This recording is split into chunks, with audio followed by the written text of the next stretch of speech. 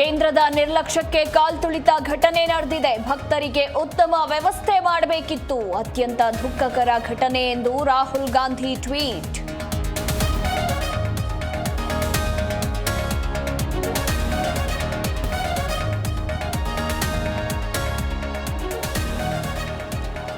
ಪುಣ್ಯ ಸ್ನಾನಕ್ಕೆ ಹೊರಟವರಿಗೆ ಸಾವಿನ ದರ್ಶನ. ಮೃತರ ಕುಟುಂಬಸ್ಥರಿಗೆ 10 ಲಕ್ಷ ರೂಪಾಯಿ ಪರಿಹಾರ ಕೇಂದ್ರ ಸರ್ಕಾರದಿಂದ ಘೋಷಣೆ.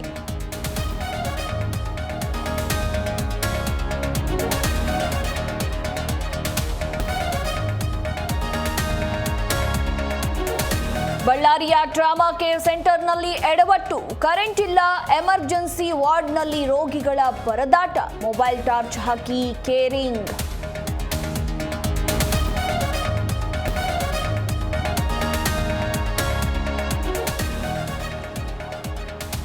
ಬಿಎಂಎಲ್ ಲೇಔಟ್ನಲ್ಲಿ ರಸ್ತೆ ಅಗೆದ ಬಿಬಿಎಂಪಿ. 2 ತಿಂಗಳಾದ್ರೂ ಮುಗಿಯದ ಕಾಮಗಾರಿ. ಬಿಸಿನೆಸ್ ಆಗ್ತಿಲ್ಲ ಎಂದು ವ್ಯಾಪಾರಸ್ಥರು ಅಳಲು.